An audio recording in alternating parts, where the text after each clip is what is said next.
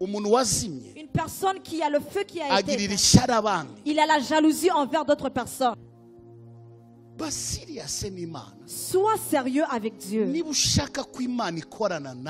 tu veux que Dieu travaille avec toi. C'est pour ça que tu trouves des gens qui sont jaloux. Pourquoi? C'est parce qu'ils sont allés dans le groupe des gens que leurs feux ont été éteints.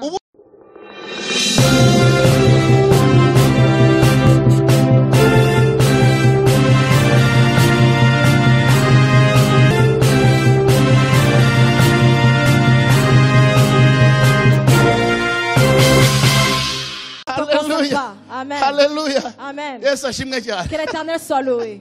Amen. Amen. Sois sérieux avec Dieu. Si tu veux que Dieu travaille avec toi. C'est pour ça que tu trouves des gens qui sont jaloux. Pourquoi? C'est parce qu'ils sont allés dans le groupe des gens que leurs feux ont été éteints.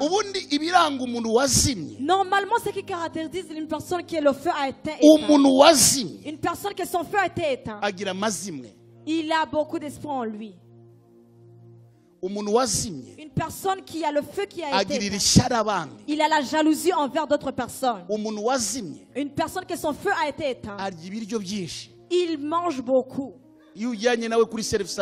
Quand tu vas avec lui au service au volant, quand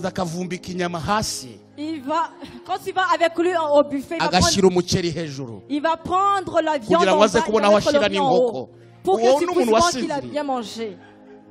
Quand tu vois ce genre de gens, c'est une personne qui a son feu qui est déjà éteint.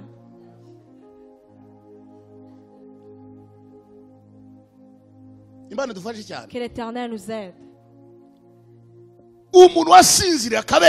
Une personne qui s'est endormie et qui meurt.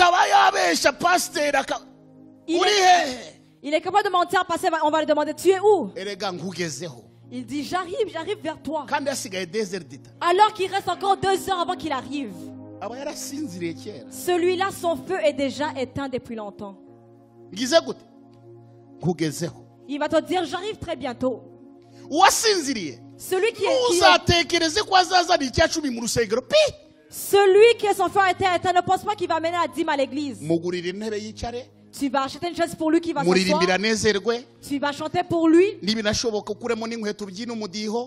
même enlever les souliers pour danser pour lui. Tu fais tout le travail pour lui. Après, il va se réjouir, il va rentrer à la maison. Et quand tu vas dire on va servir Dieu, et il va dire dans ces jours-ci, je vois que le pasteur est dans la chair. Mais ce genre de personnes, ils sont comme ça. Ils vont dire, mais pasteur, avec toi, c'est l'argent seulement. Quand ils voient les enveloppes qui commencent à circuler dans les rangées, il va commencer à dire, Père, au nom de Jésus, je chasse ces démons. Oh, ok, je chasse ces diacres. Oh, garde-moi de ces diacres.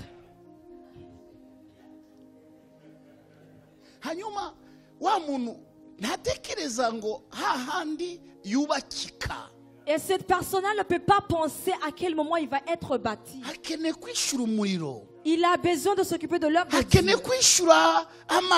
Il a besoin de pouvoir payer pour l'électricité. Il a passé la nuit dans la prière pour qu'il puisse avoir la parole à prêcher. Mais toi, tu trouves que c'est quelque chose qui est gratuit. Une fois, quand Dieu m'a fait tirer du Kenya, parce que c'est là où j'allais m'installer auparavant, j'avais une église de peu de personnes à Kigali. On était à Nyabugogo. Après on est allé à Kimisagara. tuva aho ngaho tugera kwa mutwe ndavuga okay ahangaha mvugana na nyiraho amafaranga uko ngomba kuzahagura mbasiga aho ngaho yewe nifungure muri Kenya. Alors on est allé dans un autre endroit, j'ai parlé avec le propriétaire comment on peut acheter la place pour que moi je puisse aller au Kenya. Kutegereza ko umunyarwanda tanga ituro. Alors attendre qu'un Rwandais donne une offrande. Baritanga bagutuka. Ils vont donner l'offrande, mais ils vont t'insulter avec.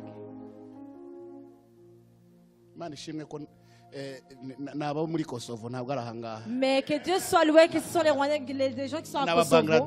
Ce sont des gens qui vivent en Bangladesh qui font ça. Imana imbwira ngo subira Kigali ngiye gufungura komite nashizeho komite irimo abadepite irimo abasenateri irimo bo muri Kenya abantu baba tuzi niki byose Imana ngo genda usenga amasengesho minsi 40 i Kigali. Alors là où j'avais déjà fait un comité au Kenya des sénateurs, des gens qui Mais Dieu m'a dit de retourner à Kigali pour aller prier là-bas. J'ai dit à ces députés-là que je dois aller à Kigali pour prier 40 jours. Arrivé à Kigali.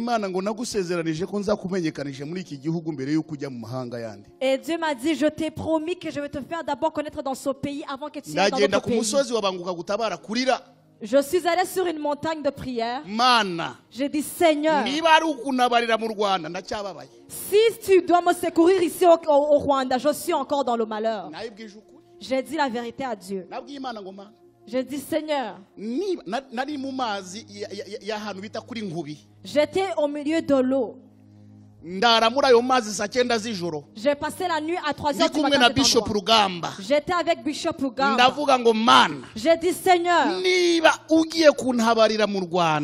si mon exaucement va venir du Rwanda, à part si tu utilises d'autres personnes, mais si c'est au Rwanda, je suis encore dans le malheur. Et Dieu m'a dit, je viens de faire appel aux aigles partout dans le monde entier. Et ils vont être des bénédictions. J'étais rempli de la puissance de Dieu à ce moment. Arrivé à Kigali, il y a un Kenyan qui est venu. Il a payé pour moi la radio toute une année. Et à Kimisagara, on me voyait comme un bus rempli de passagers. Et il y a personne qui pouvait dire on va supporter le ministère. Amen. Amen. Les insultes du Rwanda. Je m'habille. Je porte les insultes du Rwanda, mais financièrement, je au Rwanda, j'ai 2 promesses. Eux, ils m'ont promis de toujours m'insulter. Et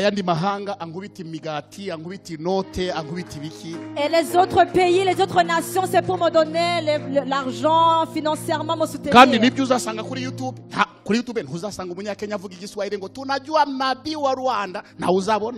Tu ne vas jamais trouver quelqu'un qui parle en Swahili qui vit au Kenya en train de m'insulter.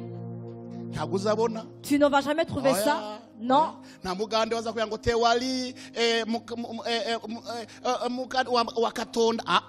Tu ne vas jamais trouver quelqu'un qui m'insulte qui vit en Ouganda. Mais en Ouganda, on dit comme ça. Parce que le Seigneur m'a donné le pain pour vivre. Il m'a donné la communication. Alléluia. Amen. Ça, c'est un entraînement. Même si dit une langue inconnue, je dois savoir comment interpréter.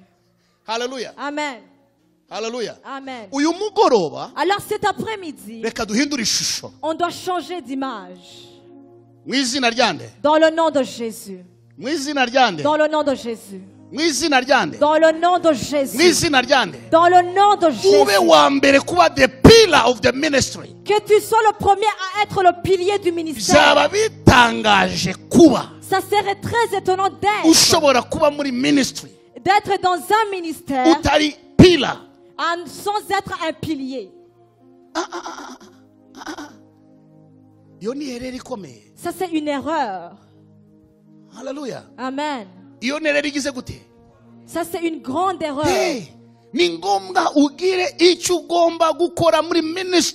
Tu dois faire quelque chose dans le ministère.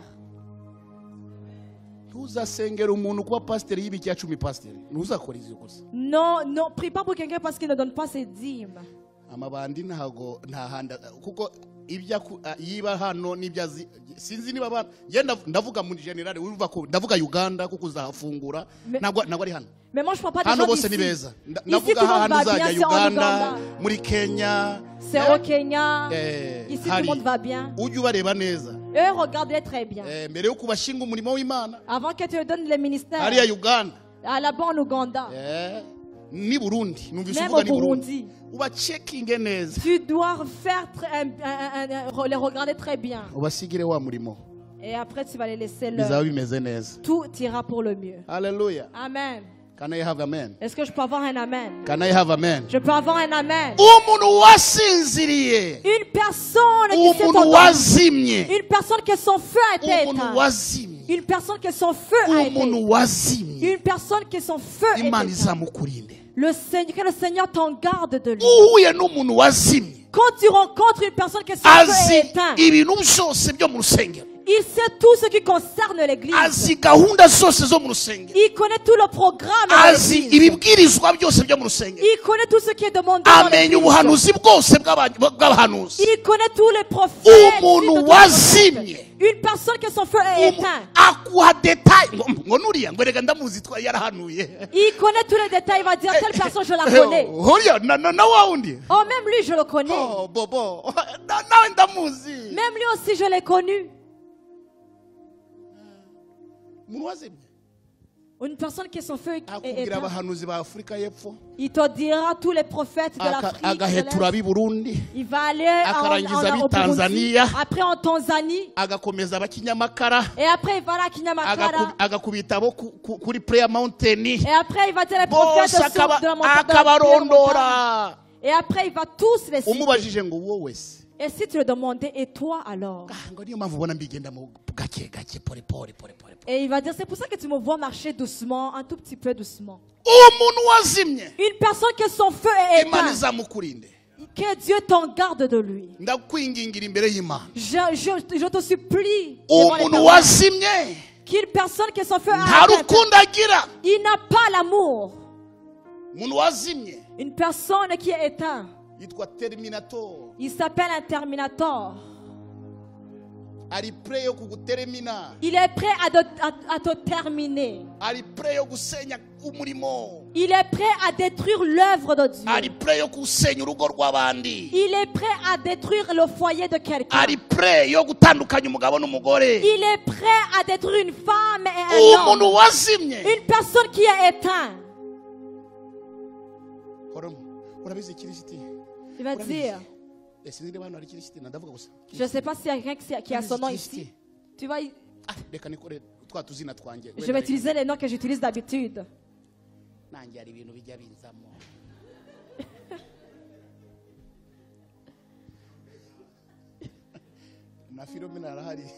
Sûrement qu'il y a Philomena ici.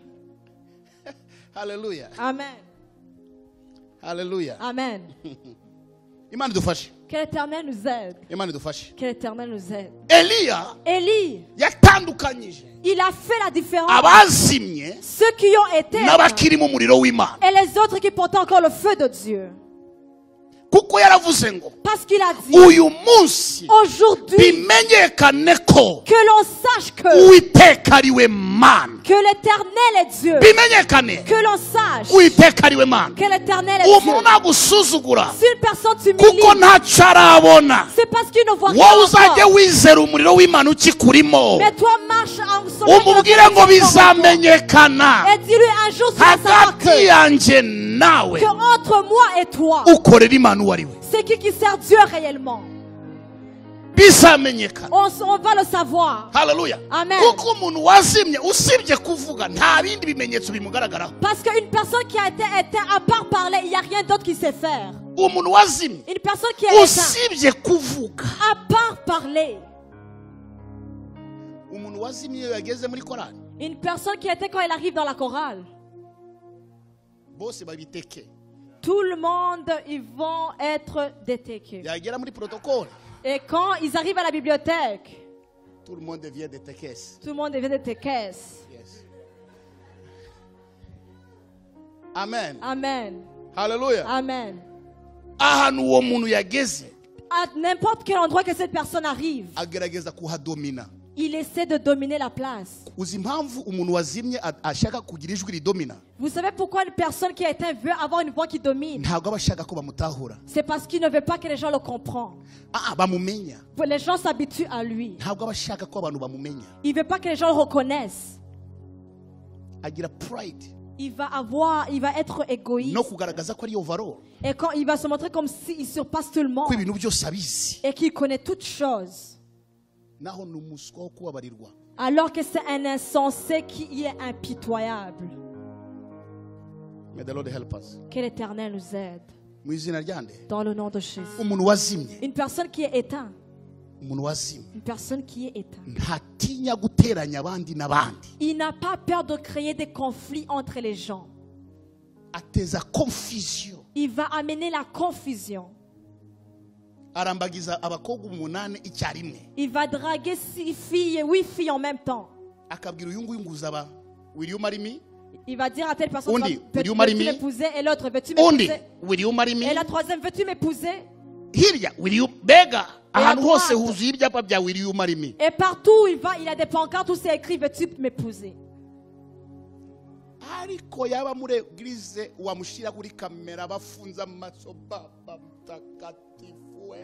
Mais quand il arrive à l'église et que toutes les caméras sont allumées, il va fermer ses yeux et va commencer à être une personne qui est éteinte, il connaît la parole qui s'appelle prétendre. He can pretend in the ministry. Il sait comment prétendre dans le ministère. God has even chosen him yesterday. Comme si c'était une personne que Dieu a choisie hier.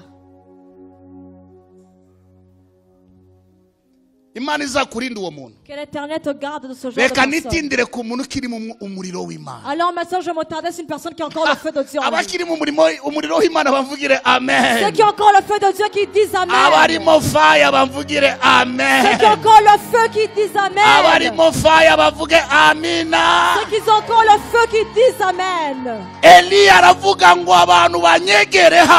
Élie a dit que les gens s'approchent de moi. Que ceux qui ont encore le feu s'approche de moi. Parce qu'on va savoir aujourd'hui qui est le Dieu réel. Et la Bible arrivé alors, il a dit Éternel, que l'on sache que c'est toi le Dieu que je sers. Que l'on sache que c'est toi le Dieu qui m'a appelé. Et que tout ce que je fais, je le fais pour toi. Et que tout le monde sache que c'est toi le Dieu qui ramène les cœurs. Et la Bible nous dit à cet instant, déclare à cet instant, le feu est descendu. Et quand tout le monde a vu le feu, ça a consumé le sacrifice. Et ça a consumé le bois qui était là. Le feu a absorbé tout l'eau qui était là. Jusqu'à ce que le feu a consumé la terre. Normalement, quand le feu rentre dans l'eau, ça s'éteint, le feu devient faible. Mais le feu de Dieu, quand il arrive dans l'eau, c'est là où il devient fort. Hallelujah. Amen. J'ai vu le volcan rentrer dans l'eau. Tout le feu du volcan. Et quand il est rentré dans l'eau, il s'est éteint. Fini. Et ça s'est fini là-bas. Parce que c'est le feu du volcan. C'est pas le feu de Dieu. Mais tout celui qui est consumé par le feu de Dieu, il y a personne qui peut l'éteindre. Quand il passe dans l'eau, Dieu est avec lui. Quand il passe dans le feu, il va pas être consumé. Il n'y a rien que tu pourras faire pour le changer. Tu le rejettes lundi, mardi va être rempli du Saint-Esprit. Mercredi tu vas le piéger, mais jeudi Dieu va le relever.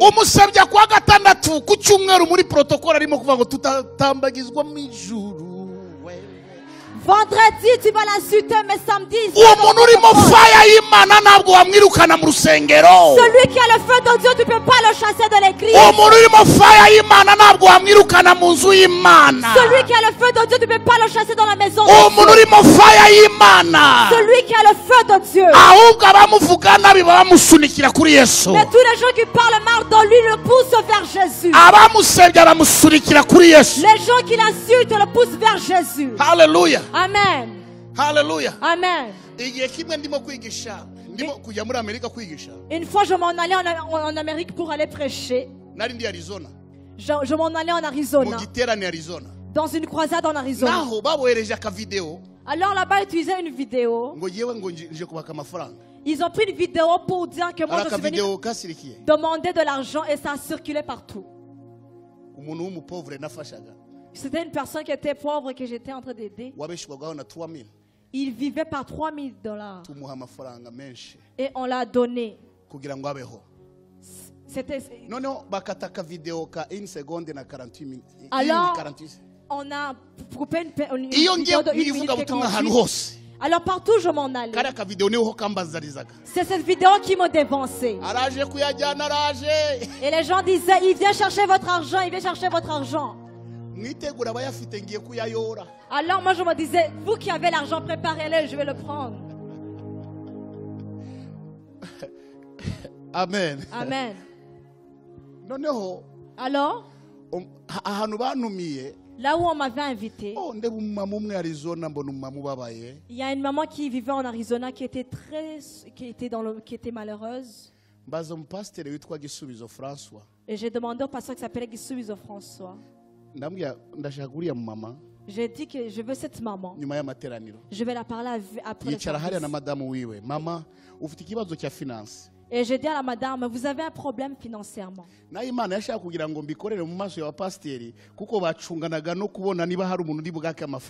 Alors Dieu voulait le faire devant les pasteurs parce qu'eux, ils étaient en train de me regarder si j'avais demandé l'argent à quelqu'un. Et j'ai donné à cette maman $2300.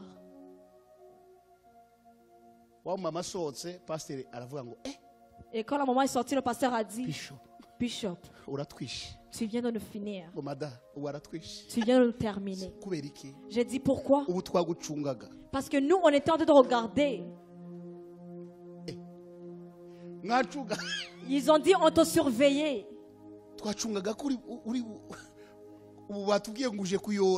On t'a surveillé pour voir si tu allais tout prendre.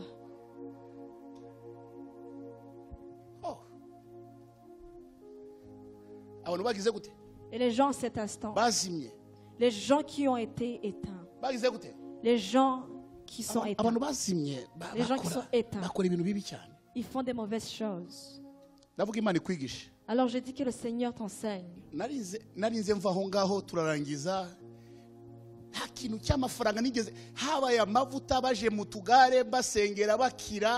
Umumama wavunitse habaho deliverance zikomeye ibyo byose ayo namakuru ari Arizona.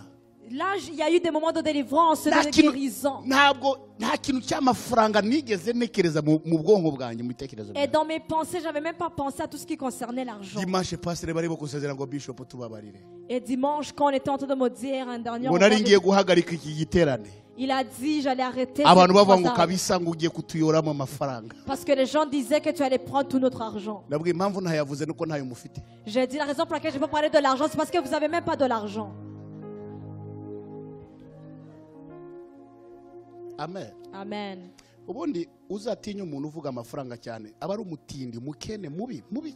Normalement, une personne qui parle beaucoup de fois de l'argent, c'est un pauvre.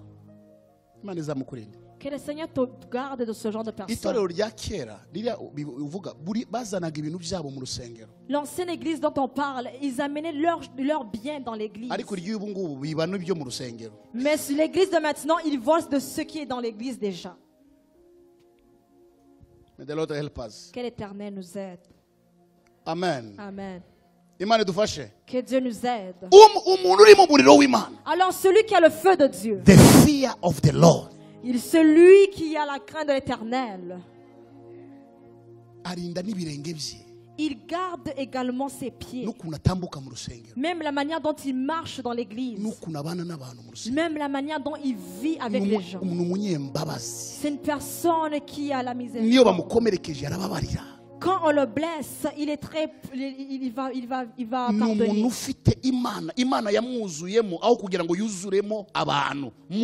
C'est une personne que Dieu est rempli en lui au lieu que les gens lui remplissent. Et la puissance de Dieu, c'est ça qui le guide. Et le Saint-Esprit, c'est celui qui est près de lui. Et ce genre de personne, il médite la parole de Dieu. Quand il voit les gens, il ne voit pas les gens seulement. Il pense aussi quoi faire. Pour qu'il puisse bénéficier spirituellement et son église également. Une personne qui a le feu de Dieu.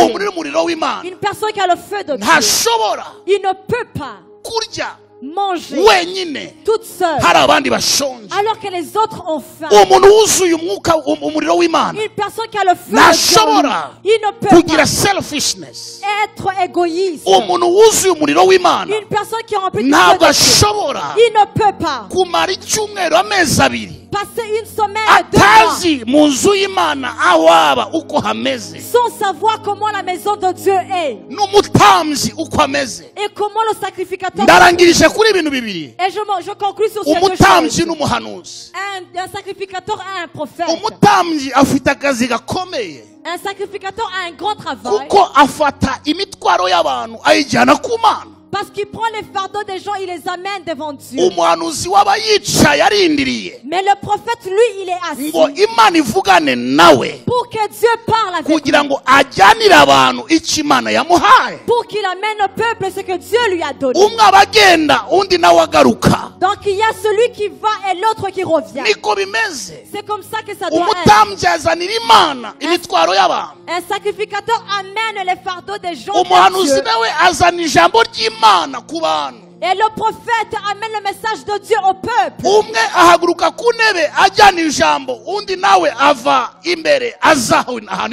Alors il y a celui qui va se lever sur sa chaise pour amener le message qui vient de Dieu et l'autre amène les fardeaux de Dieu.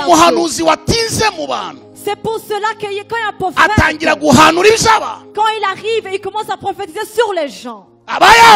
Les gens qui sont là, les gens qui ne tardent plus dans la présence de Dieu. C'est pour cela que tout prophète, la raison pour laquelle il restait sur la montagne, la raison pour laquelle il ne vivait pas avec les autres, c'est pour qu'il ne soit pas dans la confusion et que les gens ne l'amènent pas la confusion.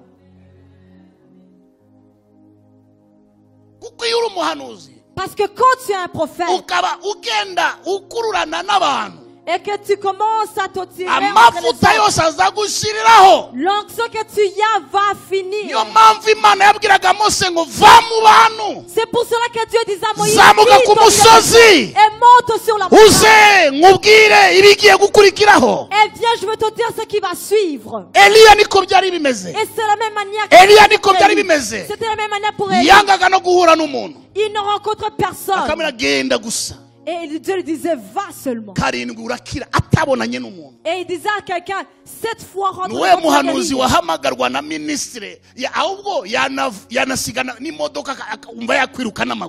prophète qui peut être appelé par un ministre va même laisser son opportunité. Parce qu'il voit que c'est une opportunité. Mais ce sont les prophètes qu'on a maintenant. Quand quelqu'un a l'argent, Mathilde, prends les 3 jours de prière pour moi. Ça, même j'ai fait 7 jours de prière déjà.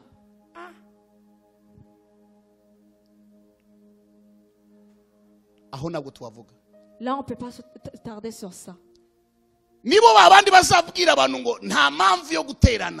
ce sont les mêmes personnes qui disent aux autres, il n'y a aucune raison d'aller à l'église, de se réunir.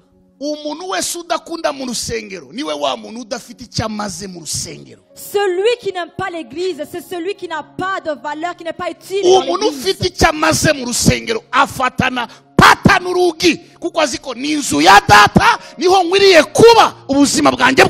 Celui qui est utile dans l'église, il reste sur la porte car il sait que c'est la maison du Père.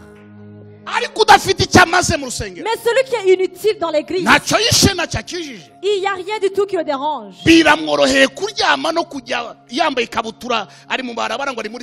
C'est trop facile pour lui de porter des shorts et de commencer à faire des sports. Tu vois quelqu'un qui porte, un chrétien qui porte un short. Les autres vont à l'église, sont-ils en short en sport? Mais moi je parle des gens qui sont en Kosovo. Pas des gens d'ici. Les gens d'ici sont corrects. Ils font pas ça. Vos shorts là, ils vont se couper, ils vont être déchirés. J'ai jamais, même une seule journée, depuis que j'ai été appelé, même quand j'étais un chrétien qui s'asseyait sur les chaises normales comme les autres,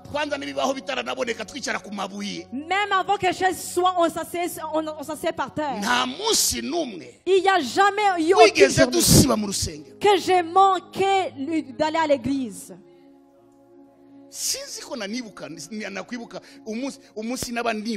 Je ne sais pas une journée que je pourrais m'en rappeler. Une fois je suis allé à Dubaï pour me reposer, prendre des vacances. J'avais des cultes tous les mercredis. J'ai pris l'avion le mercredi et je suis arrivé jeudi. Vendredi, et je vois comment les réunions se passaient. Samedi,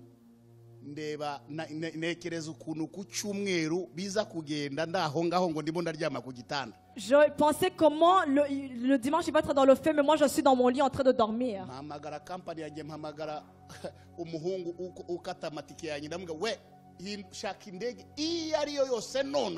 J'ai dit à mon jeune fils qui prenait des tickets d'avion pour moi, j'ai dit cherche-moi n'importe quel avion à l'instant.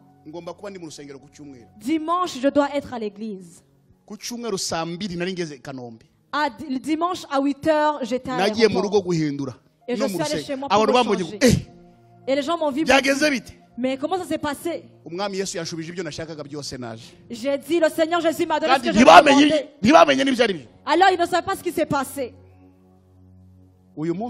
Aujourd'hui, la raison pour laquelle je suis venu ici, j'étais à Ottawa. J'ai passé 2 jours. J'étais supposé être revenu depuis le matin. J'ai pris la voiture. Je suis allé très vite parce que je devais être ici. Je suis allé à 200. Je viens moi-même de me...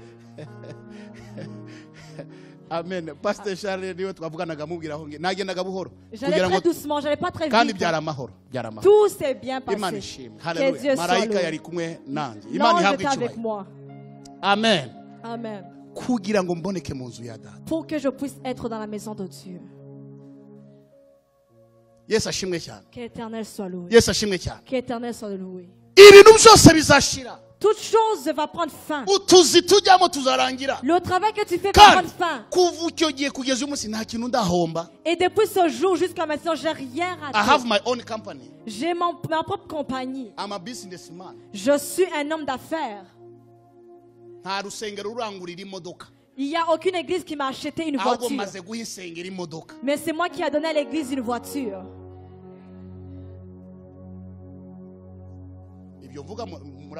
Est-ce que ce que je dis c'est vrai? Il n'y a aucune église qui m'a déjà acheté quoi? Au Rwanda, j'allais dans une Range Rover. Même ici, c'est la même chose. Il est le même hier, aujourd'hui et éternellement.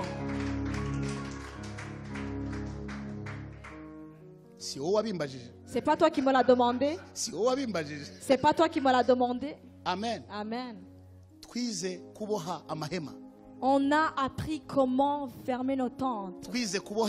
comment lier très bien nos tentes. On l'a appris.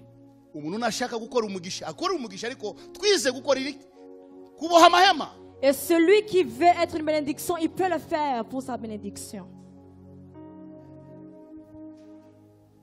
Amen. Amen. Amen. Amen. Amen. Amen. Et cet après-midi,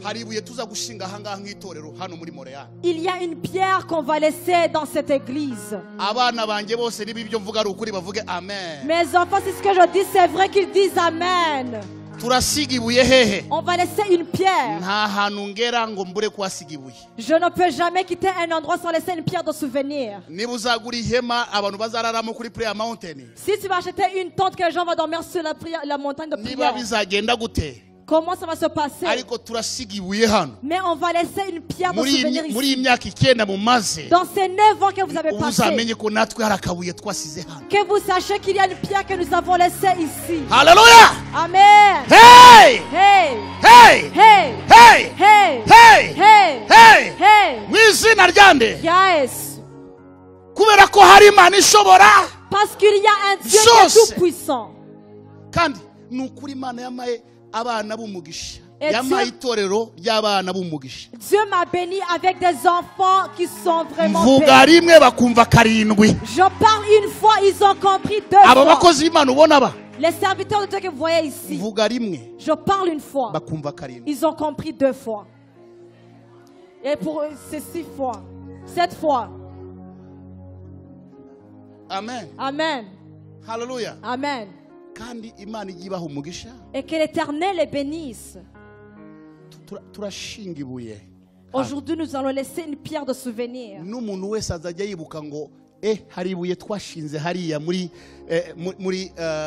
Transforming Church. Et tout le monde va se rappeler qu'à l'église de la transformation, on a laissé une pierre de souvenir. Transformation Church. Alléluia. L'église de la transformation. On doit être transformé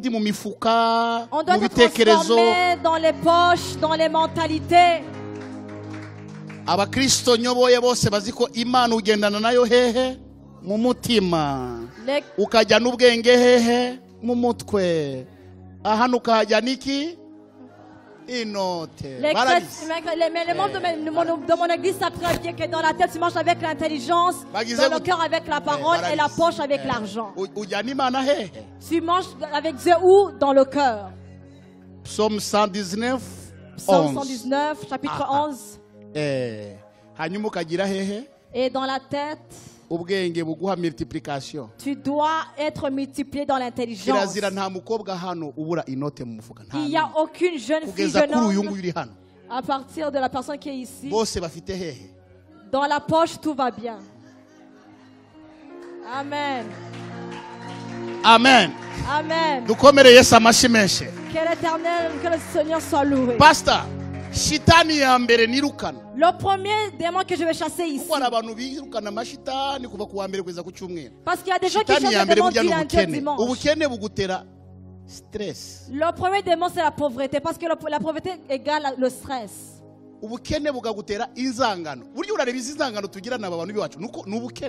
raison pour laquelle il y a des conflits, c'est parce qu'il y a la pauvreté.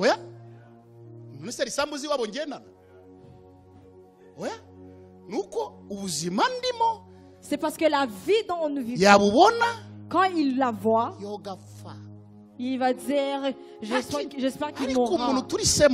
Mais une personne qui est à ton niveau, vous vous asseyez dans un resto, vous allez partager des idées. Il ne va pas dire que j'espère que tu mourras, il va dire j'espère que tu vivras longtemps. La raison pour laquelle les gens ici ont des visages vraiment fixés, c'est parce que c'est la pauvreté. Si Jésus venait de maintenant, je vous dis la vérité, l'église. Est-ce que ce que je dis c'est vrai? Si Jésus venait alors que ce n'est pas exaucé, je ne sais pas si tu seras un candidat d'aller dans les cieux.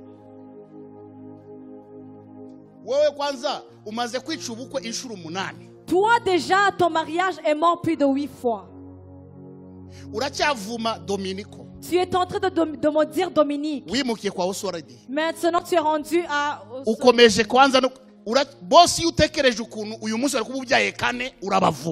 déjà quand tu penses que tu étais supposé avoir 4 enfants, tu commences à me dire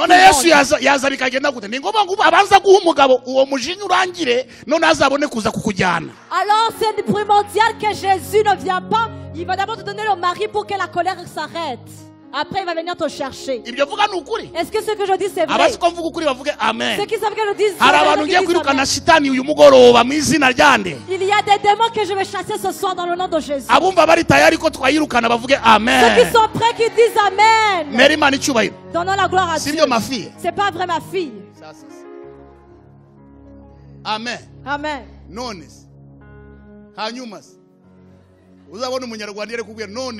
Vous allez voir les Rwandais qui vont dire après alors. Alors qu'on n'a rien dit. Ils vont commencer à dire mais après alors.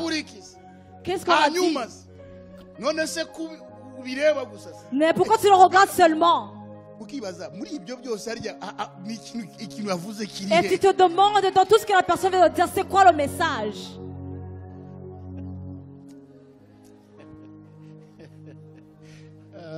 Hallelujah. Amen. Hallelujah. Amen. Ceux qui ont le feu de Dieu. Je vous souhaite d'avoir le feu de Dieu. Je vous souhaite d'avoir le feu de Dieu. Je vous souhaite d'avoir le feu de Dieu.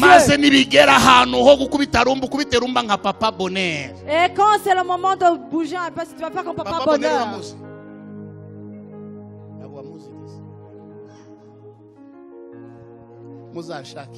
Si vous ne savez pas ça, venez me chercher, je vais vous dire c'est quoi. Ce que pasteur disait. Please. S'il vous plaît. Sois un chrétien qui reste stable. Amen. Amen.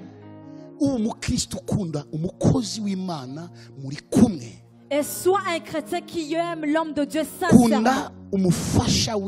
Et que vous aimez également son époux. Connaître comment ses enfants vont. Et la prière qu'il va faire pour toi. Vous savez pourquoi les chrétiens meurent à 18 ans ou 20 ans? C'est parce qu'ils sont en train d'humilier et de ne pas donner la valeur aux hommes de Dieu. Dans l'église, ils savent très bien que tu meurs à 18 ans, 20 ans, 40. Moi je vais prendre l'avion, je vais être ailleurs. Et c'est pasteur Charles qui va venir pour ton enterrement. Je ne peux pas aller dans l'enterrement de quelqu'un qui est mort à 40 ans. Tu as un démon en toi. Je le dis encore. Mourir à 40 ans. Tu es la mademoiselle qui appartient au diable. A blessed woman. Mais une femme bénie, elle doit être comme Anne dans la Bible. Elle doit être à 84 ans en étant dans l'adoration. 85 ans, elle est dans la louange. Qui peut dire Amen? Hallelujah. Amen. Hallelujah. Amen. Ils doivent être dans l'adoration, en servant l'Éternel, en restant ferme avec Dieu. Que l'Éternel soit loué, que l'Éternel soit glorifié. Tu vas être une maman qui va soutenir les hommes, une femme de Dieu, une servante de Dieu. Tu as traversé beaucoup de souffrances.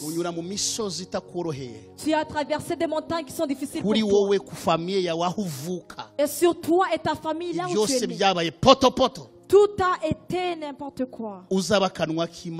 Tu seras la bouche de l'Éternel.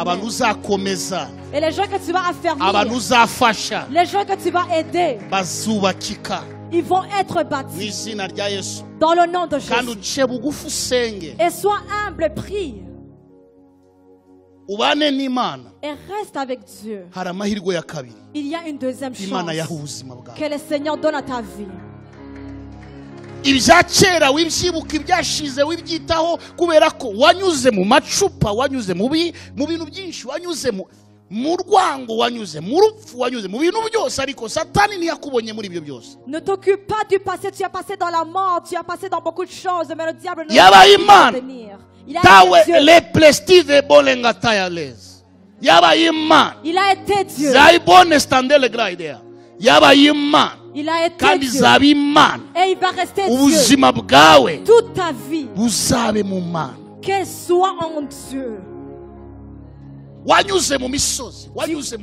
Tu as traversé les montagnes et les vallées. Mais tu as gardé ton cœur ferme.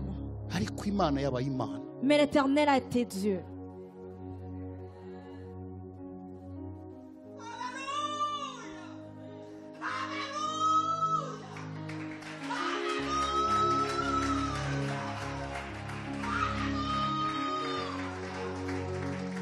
Christina uramuzi? Ah.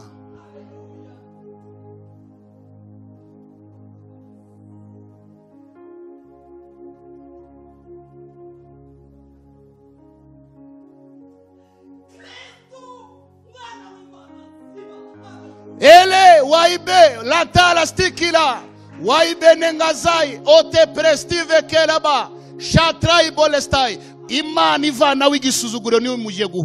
Dieu qui enlève l'humiliation, c'est celui que tu vas rencontrer. C'est le Dieu qui est tout puissant.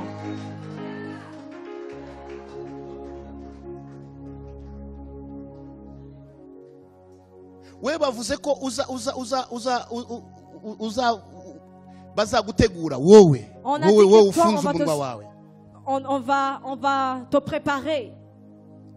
Même si tu as fermé ta bouche, mais sur ça, j'ai vu sur le masque que c'est écrit bonheur. Je dois dire à bonheur. Que Dieu te donnera la paix. Il va t'utiliser. Il va te faire du bien. Et ce que tu fermes ta bouche avec un masque, et commence à ouvrir dans le nom de Jésus. Et quand tu vas mourir, quand tu mourras, quand tu mourras dans les os, dans les nerfs, il y a quelqu'un d'autre qui va ressusciter. Et c'est celui-là que Dieu va utiliser. Pas toi d'aujourd'hui. Quand toi tu mourras, il y a un autre toi qui va ressusciter.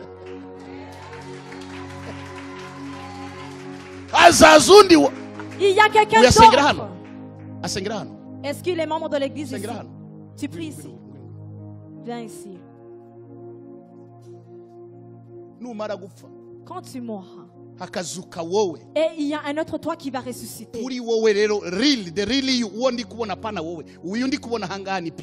Alors le vrai toi, parce que celui que je vois maintenant c'est le pirate.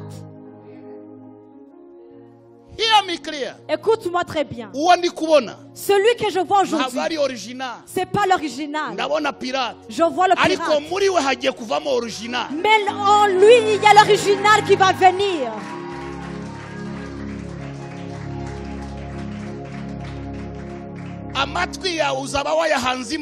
Tes oreilles.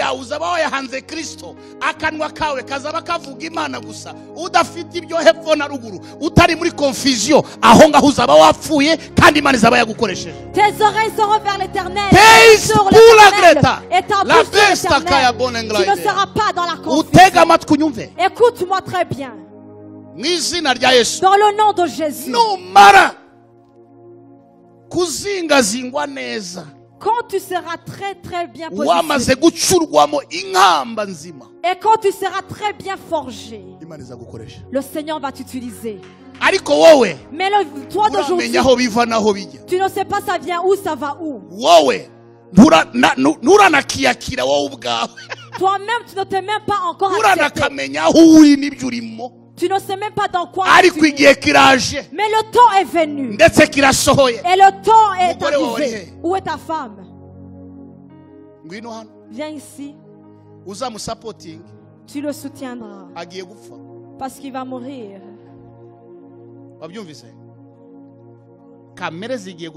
Les caractères vont mourir. Il y a beaucoup de choses que Dieu va travailler en lui. Parce qu'il ne peut pas être un serviteur de Dieu s'il n'est pas encore bien entraîné dans le royaume. Jésus va d'abord bien te transformer. Il va te transformer. Il va te forger parce qu'il cherche de l'huile en toi. Parce que c'est ça ton témoignage de demain. Aujourd'hui, tu es encore un diplomate. Tu es encore dans la diplomatie. Tu dis encore que Dieu soit loué. Tu es encore dans la diplomatie. Mais il y a un jour que Dieu va craquer un nerf et tu seras un fou de Jésus. Alléluia. Amen. Alléluia. Amen. Alléluia. Amen. Alléluia. Amen. Alléluia. Amen. Ce moment-là arrivera. Là où l'homme de Dieu qui est là. Comment on t'appelle?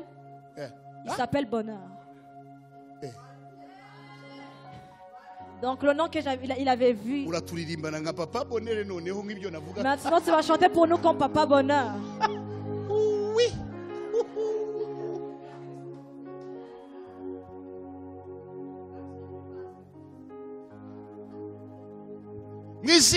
Dans le nom de Jésus. L'année prochaine, le Seigneur viendra sur toi. Il y a beaucoup de gens qui vont t'entourer.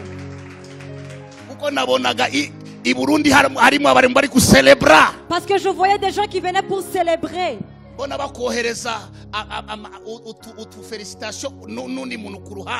Et je voyais qu'on t'envoie des félicitations avec quelqu'un à côté de toi. La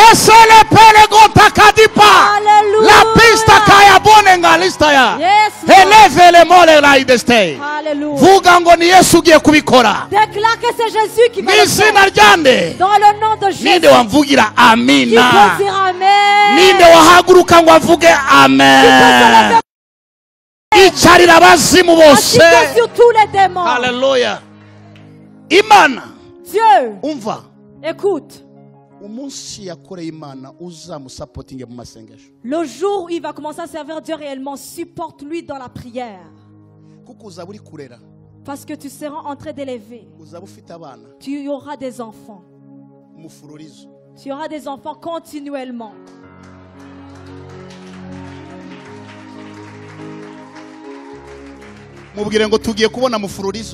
Dis-lui que vous allez avoir des enfants continuellement. Pourquoi tu le regardes comme un taxi qui est rempli de passagers? Dans le nom de Jésus. Amen. Amen. Ça va se faire. Juste quand je vais enlever mes pieds de cet endroit, le Seigneur va se rappeler de vous. La même manière qu'il se rappelle de vous, il se rappelle encore de vous. La même manière qu'il se rappelle de toi, il se rappelle encore de toi. Que ce soit les mauvais noms, le Seigneur va les effacer. Et les gens qui vont être sauvés dans ta famille, grâce à toi. Parce que tu diras c'est le plus grand qui vit. Et c'est Christ qui vit en toi. Alléluia. Amen. Amen. Tu peux dire amen. Que l'Éternel soit glorifié.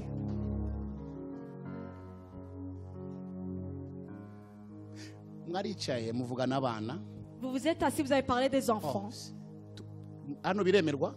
Est-ce que c'est permis? C'est permis de dire aux gens, il n'y a aucun problème.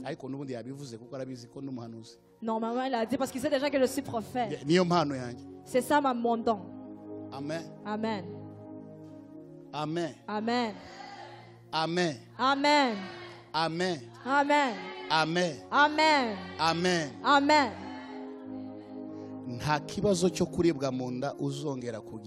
Tu ne vas plus avoir aucun problème de douleur dans le ventre.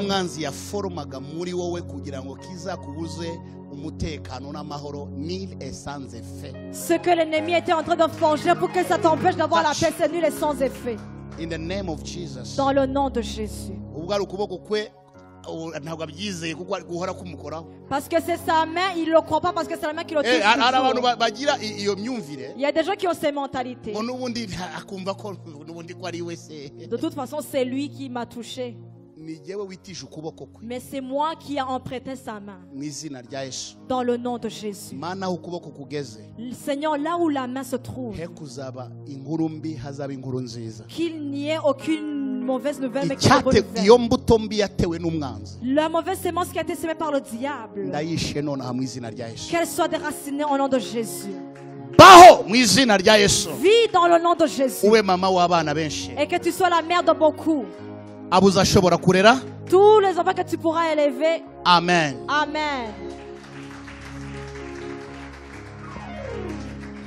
Et ça, vous allez vous rappeler de ça. Amen. Amen. Que le Seigneur soit loué. À cet instant, j'ai vu dans tes lunettes, j'ai vu le drapeau du Burundi qui t'a contourné. Et j'ai vu que ça contournait aussi une autre personne qui n'était pas, tu n'étais pas seul. Mes yeux viennent te voir pour la première fois. Mais les yeux de Jésus sont sur toi tous les jours. Les yeux de Jésus sont sur toi. Ils sont sur toi tous les jours. Tu joues très bien. Tu vas jouer pour lui également comme ça.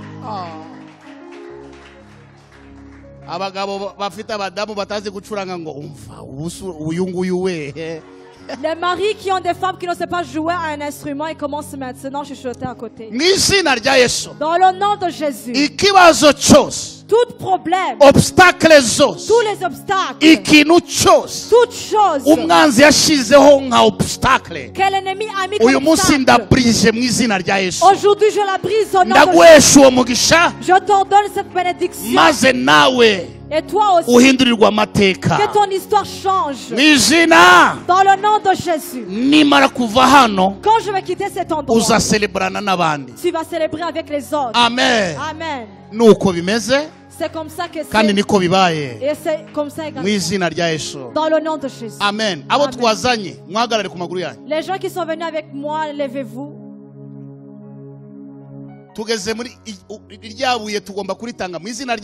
Nous sommes rendus à ce moment où on va laisser la pierre de souvenir. Am I right with that? Est-ce que ce que je dis c'est vrai? Can we do it? Est-ce qu'on peut le faire? Amen. Amen. Pastor. Les pasteurs. On va mettre une pierre de souvenir.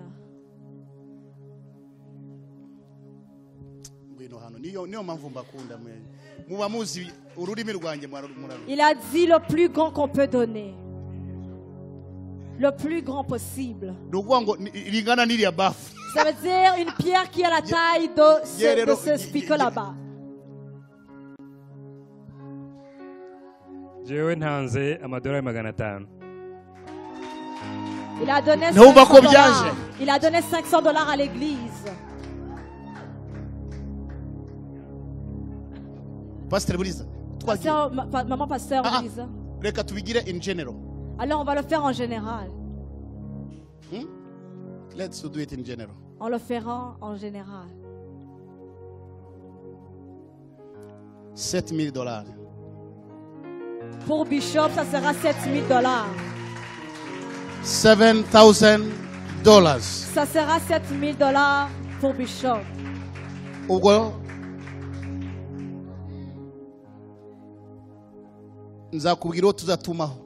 Je vais te dire qui je vais envoyer pour ça. Et que ça soit une pierre de souvenir de Redeemed Gospel Church. Amen. Amen. Qu'on va laisser ici. Pour que ça soit un souvenir. Et qui se rappelle de nous sur ça. Qu'on est venu soutenir l'église.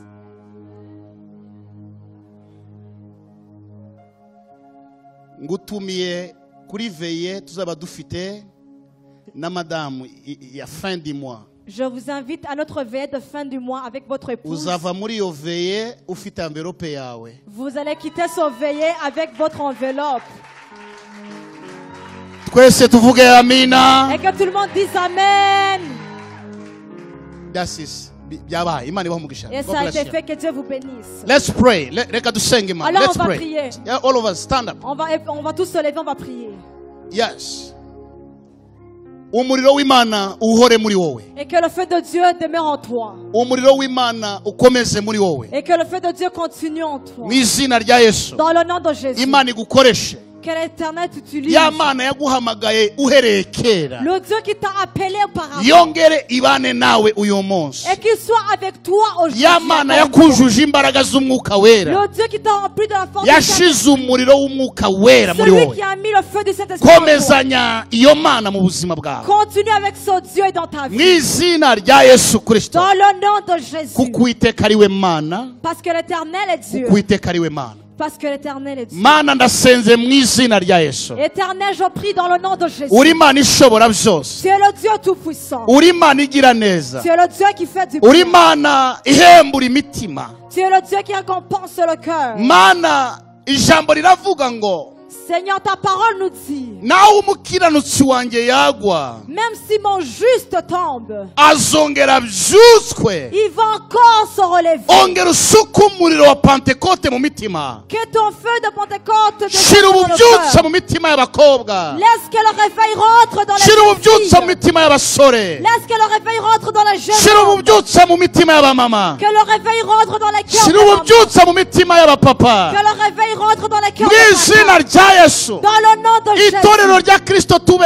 umwe. Et que l'église de Christ soit Itorero unie. rya Kristo ribe hamwe. Que l'église soit unie. Uwiteka Mana ishobora byose. Éternel tout-puissant. Ibyo udushoboza gukora Ce que tu nous donnes la force de byose faire. tubikore Que nous le kubwo fassions. guhesha izina ryawe icyubahiro. Et que ton nom soit glorifié. Urakoze mwami. Nous te remercions. Umugisha iri torero Bénis cette mu église. myaka 9 rimaze. Dans ces 9 ans qu'ils ont Garura passé. imitima Ramène les cœurs y'abakristo. de tous les chrétiens. Garura imitima Ramène les cœurs y'abavomeye hano. de tous ceux qui ont été Garura ici. imitima Ramène les cœurs y'abahembukiye hano. de ceux qui ont été exaltés. Garura imitima Ramène les cœurs y'abakiriye hano. de ceux qui ont été Garura guéris. imitima Ramène les cœurs y'abafukiye hano. de ceux qui sont Garura nés ici. imitima Ramène les cœurs y'abahawe ibyiza hano. ceux qui ont reçu la victoire ici. Mana garura iyo mitima. Éternel, ramène. Reba aho bari mu mazu yabo. Regarde là où ils sont. Reba imitima yabo. Regarde leur cœur. Garura iyo mitima Yesu. Et ramène leur cœur. Yongera igira inyota yo Qui kugusenga. reçoit la soif de Igira prier. inyota yo Qui guterana. reçoit la soif de Barazimye Ils sont éteints. ariko wakongera ukabatsa. Tu peux les allumer. Kuko umuriro Comme le feu. iyo wakijwe urongera kandi ukagurumana. Car quand le feu il est éteint, il peut encore se rallumer. Ndagushimiye Je te remercie ko ngusaba bikeya qu'on te demande peu ibindi ukabyongera kubw'ubuntu. et que tu rajoutes d'autres par Tubisabye Imana Data Nous le prions, le mu demandons izina Père Yesu Céleste, umukiza wacu. dans le nom de Jésus. N'itorero rivuge Que amen. l'église dise Amen. God bless you. Que Dieu vous bénisse.